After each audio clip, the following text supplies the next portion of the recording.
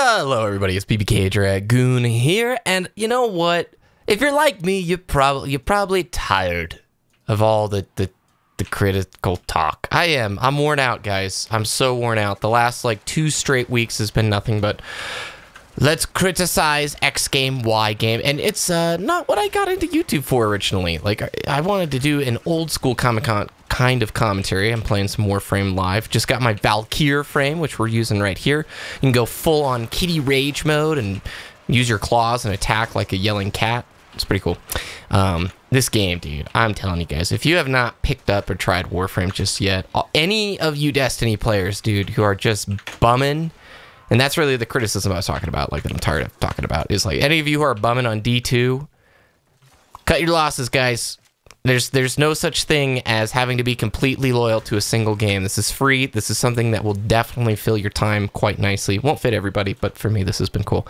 All right, so like I said, live video, I wanted to talk about kind of the accessibility that streaming and video recording has achieved in the last how many years? Like pretty much the last 3 or 4 years, it's become so accessible for people to make YouTube content, which is freaking awesome. Same thing with streaming as well.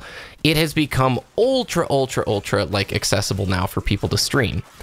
But we've like developed this new grind culture that I don't know if it's actually like really healthy. And in fact, in some ways, I think it isn't healthy. And what I mean by that is kind of how to balance real life and content creation. And in order to talk about this, I guess I have to jump back in time. When I originally got interested in YouTube, this was 2011, and back then, you didn't have a lot of guys who were full-time content creators. You had a few of them, but it was not the majority. Most people were just doing it because it was fun, and yes, you could earn money. You could earn ad revenue off your videos if you were with a network. Back then, it was a network. It wasn't just AdSense. And that was really the draw. It's maybe a little bit of side income, but most people kept their full-time jobs. Okay. And I originally got into YouTube, because I liked video. I liked video production. That's kind of what I did in high school. I made a lot of mountain biking films and videos for mountain biking related stuff. And I also worked for a local TV station. So a lot of local commercials, like super dorky local commercials. It was a fun time. It was good. So when I started YouTube, it was just because like, oh, wow, you can actually make videos about video games. That's sweet. I grew up watching, you know, G4 Tech TV. I want to make little videos like X-Play back in the day. And then you had it getting bigger and bigger, and the individual creators were suddenly becoming full-time. And that was like 2012, 2013-ish. And you saw things like C-Nanners leaving Respawn to go and really spend most of his focus on his own channel. And that was really crazy at the time, dude, because Machinima Respawn, that's like what I wanted to do. I wanted, when I was done with college, to move to California and work on, you know, gaming content at a production house like Machinima Respawn, like traditional style video production stuff. All right, I am going somewhere with this. I promise it's not just complete ramble-bamble. Now, the culture has completely changed because Twitch is really popular. You have a lot of people who are making it full-time on YouTube with gaming content. And I would say if you wanted to be a full-timer, you probably only need about 200,000, 300,000 subs. Now, it depends on your active views and whatnot. And, I mean, there are so many factors. There are people with 300,000 subs that make less than minimum wage who upload every single day. And then there are some, depending on the view counts, I'm going to stick around, who make some pretty solid money.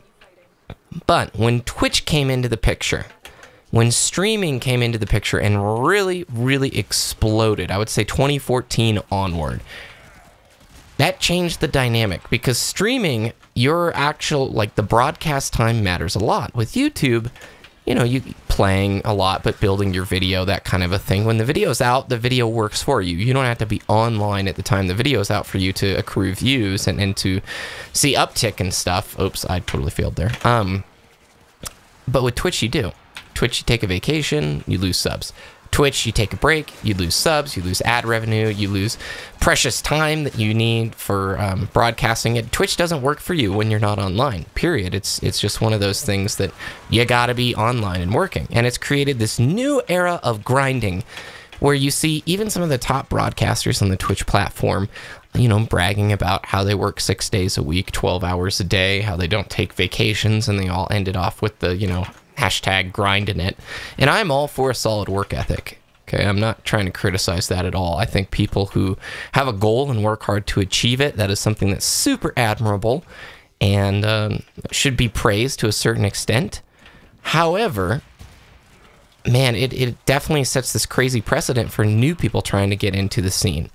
I'll say this openly and honestly to all of you guys. I don't know everything. I'm just a guy with like 60,000 subs. But I do truly believe that if you are committed to learning and trying to improve, that just about anybody can grow a channel on YouTube. Just about anybody. As long as you're willing to put the effort in and understand that it takes time over, you know, a large, you know, course of time. It's a marathon, not a sprint. Pretty much anybody can grow a YouTube channel.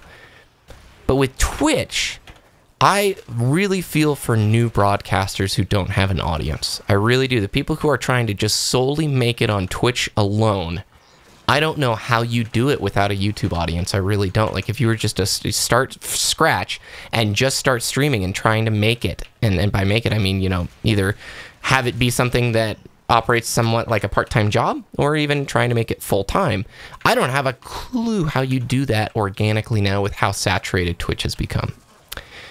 With YouTube, if you build a YouTube audience, which, I believe anybody can do over time, you have an audience. Like, if I go and stream on Twitch TV, which streams, by the way, will be back in January. I'm very excited. I'll tell you guys the details more about that soon. There's been a lot of struggles, as the longtime viewers will know, this summer.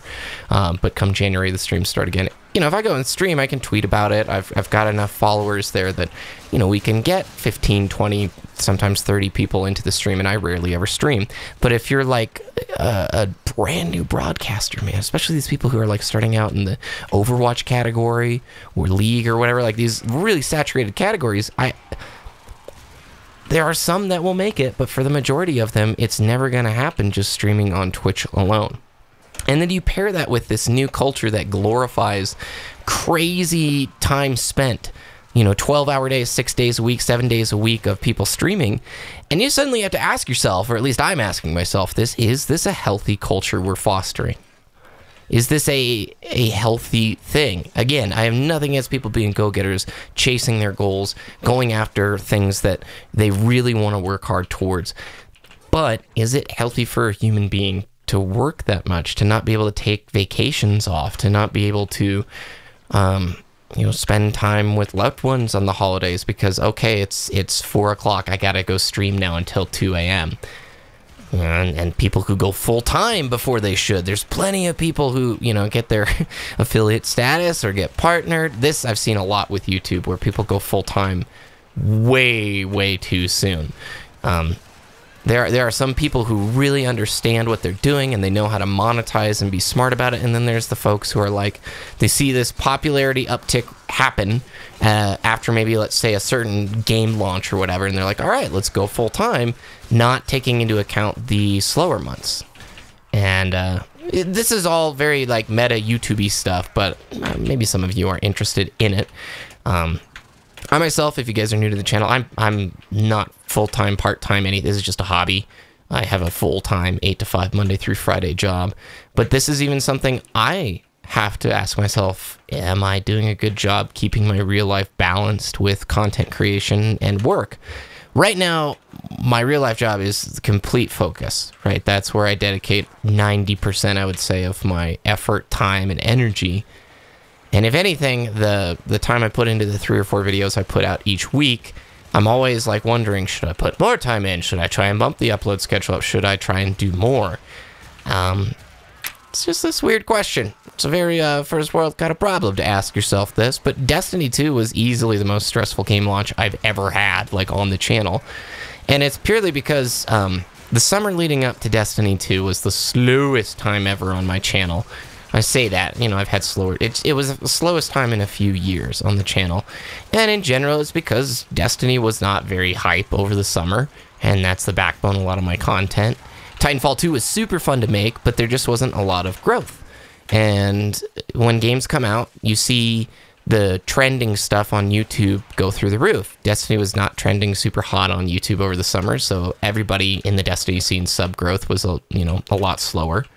So when Destiny 2 released, I was like, I really want to capitalize, but I like grinded super hard the first 3 weeks to try and get as much done as possible.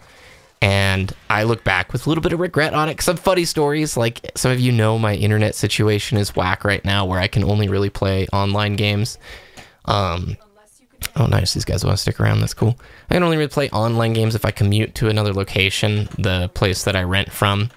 The internet went totally bonkers in June, can't be fixed, can't game with it, that kind of a thing. So anytime I want to actually play multiplayer games, I have to commute to this place. Well, a dead thing died in the wall, the place that I commute to, right before Destiny 2 came out.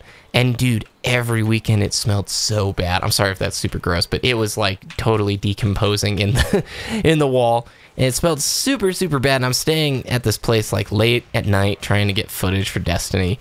And no joke, for like 3 weeks, the smell was like legit. I'd come home and bleh, like it was making me sick. And yet it was like, all right, we gotta grind. So I'm just calling into the question this balance, this new era of content creation. In a lot of ways, it feels to me like when indie bands suddenly got the ability to create records, right? When the record studio was no longer this thing that was only for the elite musicians, but now when home studio musicians could actually cut albums and have a chance to make it, or like when the iTunes store came out, you have this whole new generation of musicians who get a shot at creating and entering this world, and that is so stinking cool that the accessibility goes through the roof, but at the same time, it creates this workaholic culture where we're glorifying working, regardless of the job, whether it's streaming or gaming or just a normal job.